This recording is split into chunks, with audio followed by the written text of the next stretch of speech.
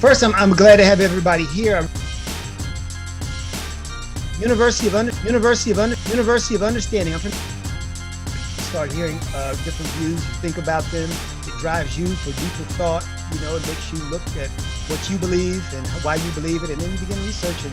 And at the end of the day, you think you've learned more, and then you find out there's still more to learn.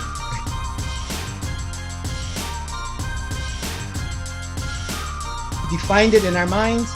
How does that impact what is going on in our society, and how do we change that if we need to change that, or do we need to change that? So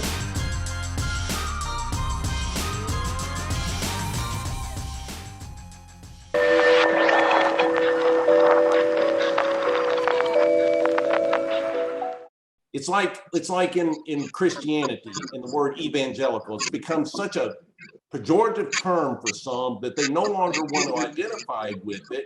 But does that mean evangelicalism itself is bad? No. May I make an observation here, just to maybe help direct the flow of communication here? But hold on one second, George. Just let me quickly just respond to him, though. But it's deeper than that, though, Ted, because race and all those definitions that we have, they don't encompass all the things that race was designed to do. And that's the effects that people don't think of race as just a word. And that's why when people say, well, you're just going to do away with the word, just stop using the word, it's deeper than that. And I think all the things that we're talking about, the complexities and all these things, are those things that are inherent in the concept that we don't allude to when we say it's just race. It's just race. No such thing as just race. Okay, go ahead, George, then Kim, then Daryl, then I don't have your name, but you got a lot of stuff on the screen there, but with the Raiders guy. Okay. All right, so in that order. So we got George, then Kim, then Daryl, then Raiders. Yeah, I would suggest to everybody that you heard the adage about how you eat the elephant, right? One chunk at a time. And what happens is when someone like a Carlin or myself bring up this notion of addressing race in order to at least reduce its impact or get rid of it, we try to do the whole thing at one time, and everybody's trying to go to the end result. Well, what's that going to look like? Well, what am I going to be? You know, don't try to do all of that. Take one piece at a time. Don't try to agree or disagree. Just listen and let it meditate with you for a minute. Because if you're trying to go to the end without really addressing the beginning, it's going to confuse you. First, just deal with the objective facts of the discussion that's being brought here, and everybody in their own way is paralleling in their description about race. Everybody here really knows that race isn't real. So let's just first ponder on that and what that really means.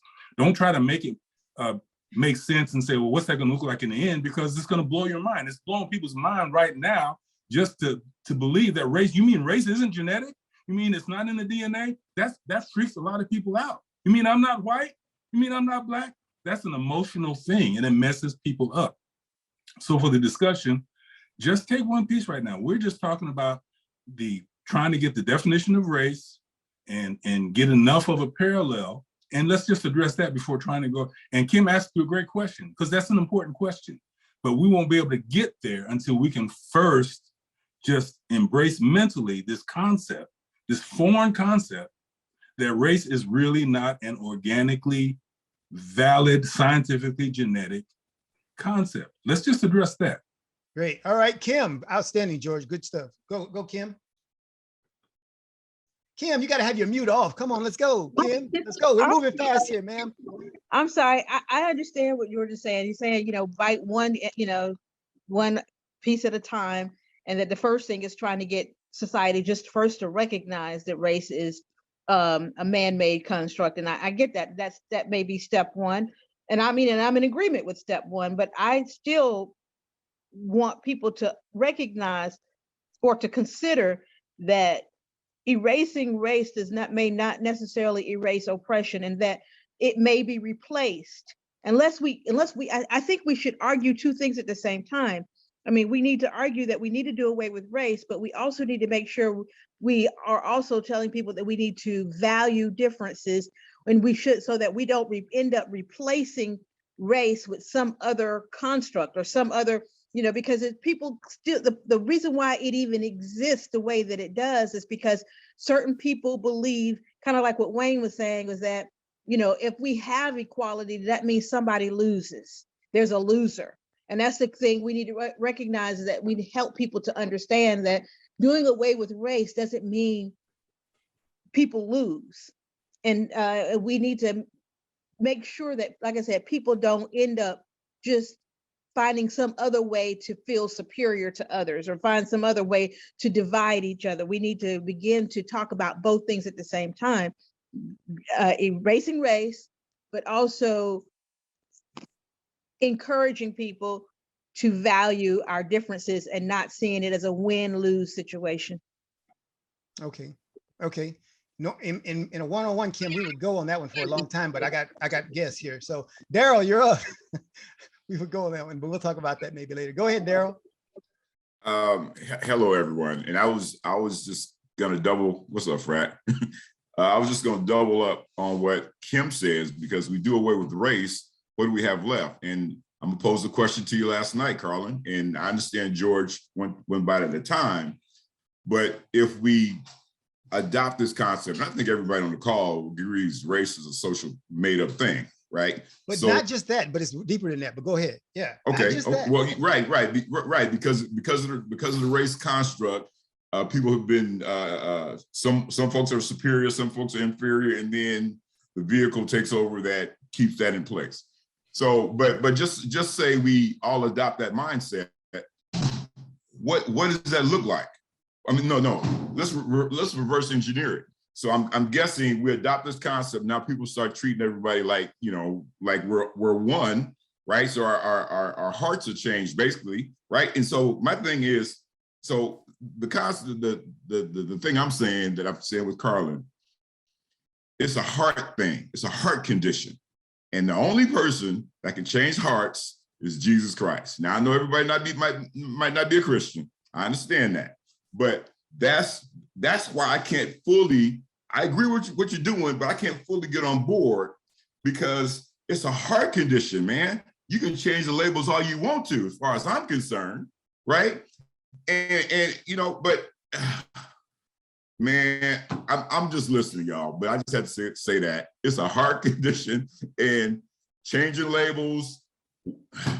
But I think, okay, and I'll address that, D-Wayne, but we got Raider Man up next. But I think it's, when you say it's a heart condition, I think that's one aspect of it. There are people that I do things for, and it's not because I care for them, but it's because of their humanity. I mean, it's not this particular compassion, but it's because of an understanding that that person's a human being, and it keeps me from a certain level of decadency or ill will or anything else. And it has nothing, it's not, you say it's, everybody can only change if it's their heart changes. There are a lot of good people who are sinful, who don't know Christ, they're sinful, and they will open the door for you when you come in. Hey, can I help you with that? So that's what we're talking about. We're talking about just the humanity of everyone, and that's what it looks like when you take down these race walls. I care about you because you're a human being. I mean, I might not love you like my wife, my brother, or somebody, but you're a human being. And so it brings us to a level of understanding and relationship. All right, Raider, go ahead.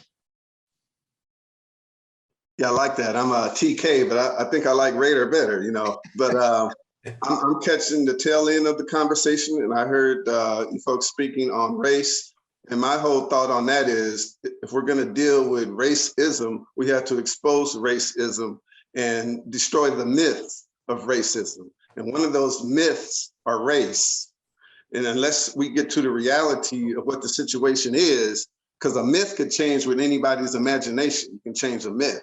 But if you deal with the base reality, you can get closer to destroying what you want to destroy. And seem like folks are on board that race is just a concept. Just like if you wear pants to church, if a woman wears pants to church, that's a concept. And another gentleman was addressing differences, but a lot of those differences are cultural. The women have to the Muslim women have to, just barely show their eyes. I'm not familiar with the Quran, but I don't think they have a concept where you have to close your eyes, because most of the Muslims are in what they call Asia. you know, and I don't see them covering, they cover their hair, the women, but they don't cover up their eyes. So that's a cultural concept. So I think if we're going to deal with race, we have to destroy the myths. And, you know, and one person addressed, well, what'll happen after that? What will we have left? Who knows? But just like this COVID virus and vaccination thing and Trump thing, some people say that's bad, that's whatever. Yeah, it is. But in a way, it's good because it exposes. And I think if we destroy the myth of race, because biologically, there's only one race of man, you know, Homo sapien. Like there's many, there's one class of dog called canine, but there's dogs, there's wolves, there's foxes, and they're different from each other biologically. There's the feline, but there's cats, there's lions, etc. So I think we need to destroy the concept of race. And here's another one we need to destroy, and I'll end it right here. The whole concept of slavery. Anytime you mention slavery around most people, they think of Black Americans in the South, even though slavery was before the Bible. They had slaves and slavery, just different concepts. It's just the American slavery is unique to the world, to where you're a slave for generations until they end. So we need to expose the myths and destroy the myths. Thank you. Where are you located? I'm in San Pablo, but you know, from the hat, you know, I'm an Oakland guy. I know you riding West Coast style. All right. Hey, good stuff, TK. All right, we got Ricky, then we got Kim, then we got Wayne. Ricky, then Kim, then Wayne. Go First off, Dallas Cowboys. Get Hey, that out of the way. Yeah. I can hear. How about them? Man, I was getting constipation here with all the stuff backing up on me. I think that racism is genetic. It ain't a heart condition. It's genetic. It's down to the chromosomes. And I agree that the racism here in America was economic, as learning how to become a entrepreneur.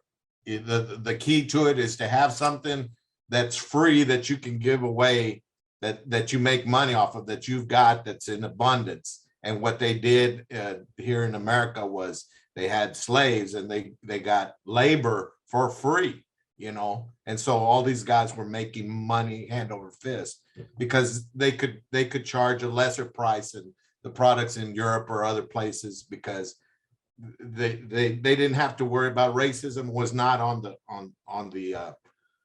card, or not racism. Labor was not on the card because they used the labor was free for them. I agree also that classism equals racism in all the world. It's classism, not racism. Although racism is growing in Europe because of the influx of Muslims and other peoples that are coming up. Ricky, can I do a Marine Corps thing on you, man? Hey, hold on.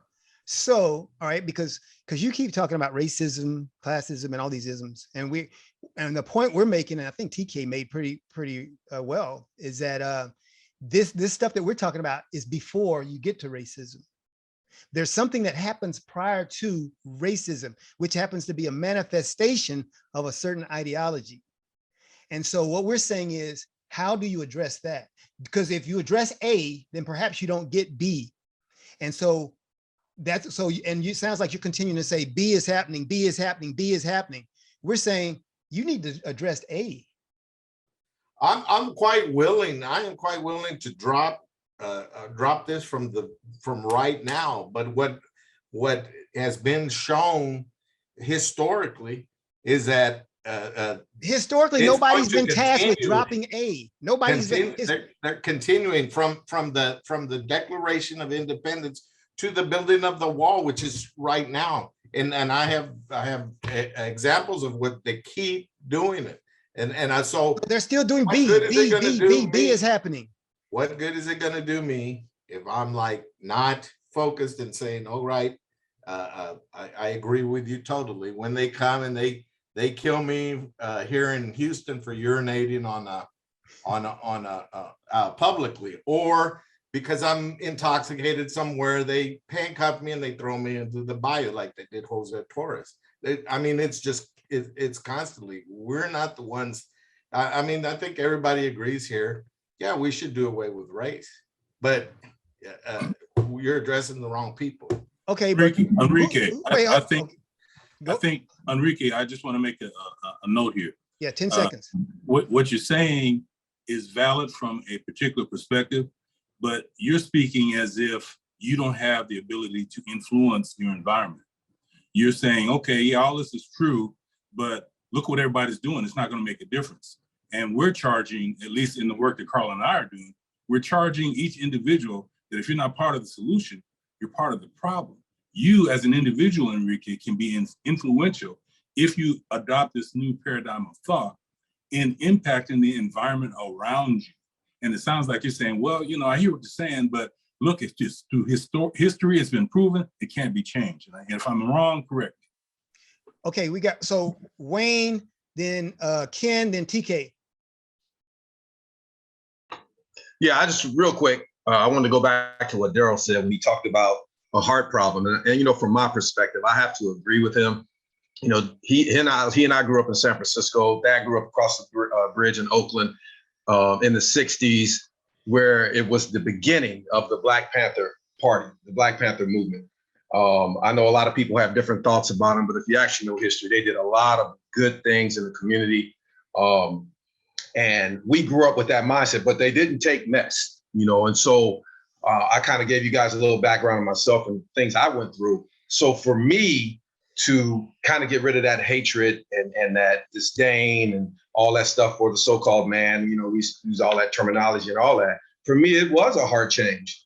It was a spiritual awakening for me, not to forget all the things that occurred, you know, like Delbert said, you know, historically speaking, like Enrique was saying, historically speaking, we need to know our history, but from a spiritual perspective, that allowed me to now be able to, I guess, in a sense, you know, let it go, not hang on to it, because when you hang on to a lot of stuff that happened in the past, it can become bitterness in you. And now it's difficult to move forward and to, you know, to be able, what you were saying, Carlin, just do good things for people because they're human. You know, and so that's how I live my life now. I know history. I teach my children history. I don't try to wash anything out. I want them to know everything that occurred, but then I want them to look at people, everyone, no matter what your skin hue is, everyone from a perspective as we're one people created by God. So I just want to say that real quick. Good. Okay, who did I say? Ken, then TK, then Ted. Ken, then TK, then Ted. You know, race was a platform for racism to exist. And so understanding that, it makes sense to want to get rid of race because it eliminates the platform for that. However, you have to go back to the heart issue, like he was saying, and how you deal with the belief. You have to believe that it's inhumane to treat people without dignity. It's not. So you've got to go back to that root cause, so that if, say, another platform presents itself outside of race, which we already know, we already have platforms such as, like he was saying before, classism, and, you know, pitting the poverty against the rich people, pitting people against. We have to get rid of the pitting people against other people, and also the belief that people are less humane, and that is okay to believe that people are less humane or to be treated differently. And then it's also, you have to get rid of, because one of the things that causes that belief too is fear. People fear that if there isn't somebody beneath me, then I'll never be on top. And so we have to erase that belief. People have to believe that we can all thrive together. Good, very good words. Ken is next. I was saying Ken, I didn't say Kim, but Kim was up. So Kim, and now it's Ken. Oh, I'm sorry. We got Ken, then we've got TK, then we got Ted. All right, but so you were ready to go. Wow, there's quite a few things in there, but the word believe just keeps coming up. And he mentioned about it being a mind and a heart thing.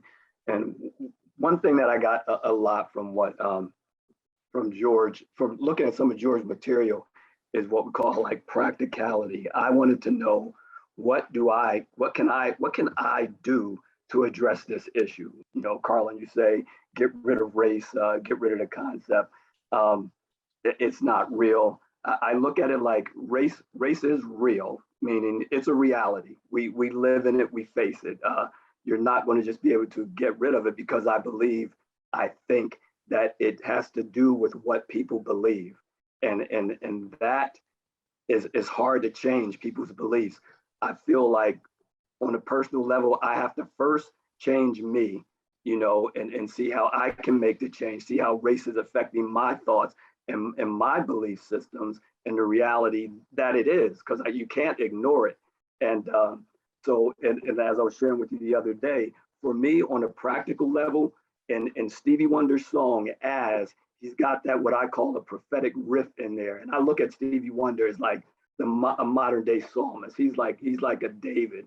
And he said, change your words into truth and then change that truth into love. And that's something for me that I took that and see how to apply that. And that's why I say, like, I listen to people's words and I don't assume that I know what they're talking about just because I recognize the word. And I don't assume that I know something means what something means just because I have a definition of it. That's why I like the dialogue, to hear what other people's understandings are. And I tell people, I don't know what I'm talking about until I talk about it and somebody responds to it, because it doesn't matter. It doesn't make any difference what I think or what I believe. If my purpose is to influence something else, I've got to understand who they are. I've got to know what their truth is. And I question that. And what's hard to have conversations with people sometimes is because I question my own self. I question my faith. I question my thoughts. I think about what I think about. And when I have conversations with other people, I ask them questions. And the problem arises sometimes is when you ask people questions about what they think or what they believe, they take it personally, like you're questioning them. And it's like, I am questioning your beliefs. But the reason why I question other people's beliefs, because I don't believe that what I believe is the truth. I want to find the truth and then believe in it. And I believe everybody has some truth that I can gain. And part of it is everyone, not everyone, and I hate using those general terms, you know, they and what have you. People tend to believe that their particular beliefs are the truth, and they're not open to anything else. They're not listening for that. So if I don't change my ability to deal with that very thing in myself, I'm not going to be able to have a dialogue to change someone else in what I believe the change that needs to happen. Boom, outstanding. Appreciate it, man. Good stuff, man. Ken, I'm glad we got this recorded, because I'm gonna be playing this back to hear all these points. All right. Ken just described my experience beautifully, because in my work I ask a lot of questions and I tend to unintentionally piss a lot of people off. Okay, TK is up, or TK and then Ted. And I don't see any other hands. TK then Ted. All right, my hand was kind of up on accidental, but since I got the mic, I'll take it. I like what Kim says, but you know what she's saying about if we're all equal and people won't feel threatened, she's going to destroy capitalism, because that's the basis of capitalism. I'm above you and you're down there, and you're trying to get there, so I can get you to do anything kind of that I want for you trying to get there. But going back to something that Wayne said and tying a few things together. Yeah, we grew up in the 60s, the time of the Black Panthers, but don't forget about during the free speech movement in Berkeley and San Francisco, and you know, a whole bunch of things going out. The kind of gay pride stuff coming out.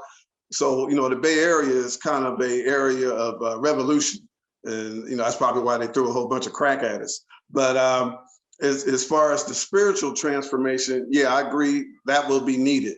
But we also have to understand that this whole racism, whatever, it's I think Enrique said, you know, it's in the genes and all. No, I don't necessarily agree with that, because from day one, it's taught. And you can get around little bitty kids and see they don't care about different cultures and all that stuff. They don't care who's black or white. They haven't been taught yet. But they put us in this school system. And it's one thing I kind of tripped out on. Each year they make you take some form of American history. They might call it a different name, give it a different world history, blah, blah, blah.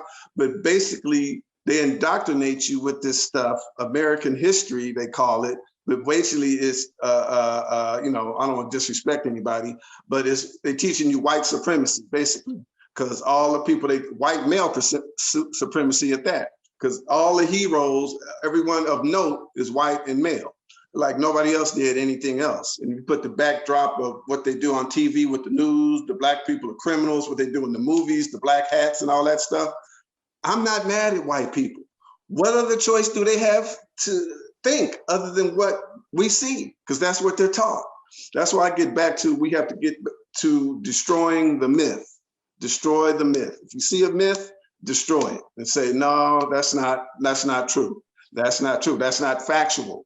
You know, going back to women wearing pants to church. Okay, you may say, this church might say it's a sin, but it's not in the Bible. It's not factual. So, you know, I just think we need to destroy the myths and yeah, basically that. If you see the myth, destroy it. Even the whole concept of race and all that other stuff. Can I clarify something right quick? Yeah, you got 10 seconds. Then we're up to Ted. I didn't mean genetically on the human level. I meant genetically in this country, at the genetic level for the country. It's systemic. That's true. Well, yeah, we'll fight about that. We'll fight about that. We get to definitions in a little bit. All right, Ted and then Heather. Where's Ted? Ted. Okay. All right, I'm here. Sorry. It's a TED Talk. So yeah, TK, I loved what you said, but then you created you perpetuated another myth that you know, one of many that needs to be destroyed, and it is the myth of white supremacy. When you say that, you're putting me there, and yet I overcame. And I know George would probably argue that, and that's all right. We can agree to disagree. They're all myths, and I would agree with that. And I saw some texting back and forth on the heart issue, which is what I was wanting to kind of speak to anyway, which, I mean, go read the 13th chapter of Corinthians, 1 Corinthians. You can have all the knowledge you want. You can have all the good intentions you want. You can have all the good works you want. You can, and Carlin, this is kind of where a place where I kind of would argue your point. And I think we're probably not arguing the point, but the way you said it came out with, you know, I can help all the good, you know, I can have the good intentions and feed all the poor I want and do all this I want. But if I don't have love when I do it, if I don't have a changed heart, if I'm not transformed and as a Christian, I would say transformed in the love of Jesus Christ. If I don't have that, I've got nothing. I'm a clanging cymbal. So for me, it is a heart issue, and I would agree with that 100%. I mean, let me just ask a question, and just a quick, because I'm making an assumption here that maybe I'm wrong. Raise your hand if you believe this problem can actually be eradicated from the human condition. When you say this problem, so you got a lot. The problem of oppression, race, racial oppression, the problems created by all this. Can it be eradicated? There are too many assumptions in your question. I mean, how much time are you giving? And when I say eradicated, I mean eradicated from the face of the earth. Which generation? This generation, the next generation? Any generation. You got to remember, Martin Luther King and all those civil rights fighters, they never saw the total fruit of their labors, but they just believed later on things will happen. Well, all right, quick answer though, Ted, you're talking about heaven. No, are we going to get to heaven on this side? Yes, what you're asking. Can we have heaven here in America? What we can eradicate is what we can among people who are awakened to the problem, who have an open heart, who have an open mind. Those people, I mean, you and I we can eradicate it from our hearts. Why can't we eradicate it from the human race? Because it's a problem of brokenness. So, I'd like to answer the part of your question where he says, can it be eradicated from the face of this earth? No, it's not going to be eradicated from the face of this earth if you believe there will be a new earth and whatever you believe that to be. What we're living in now, if you believe there's going to be a replacement of that, then it will be eradicated. But and I'm not saying like a die go to heaven thing. That it goes with a whole different subject that I won't get onto. It goes to what it means by the kingdom, the rulership, the sovereignty that I believe we have inherent in us to be. Yes. Us manifesting that in us first, and you as an individual, and then manifesting that in the world where it will become that. But if you're talking about changing other people and their system, the way they do things now, no.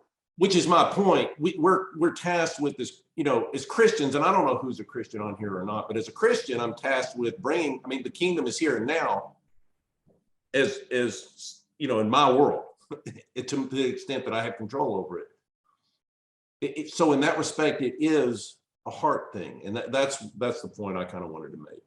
Okay, we got Can I add something Heather. real quick since he called me out?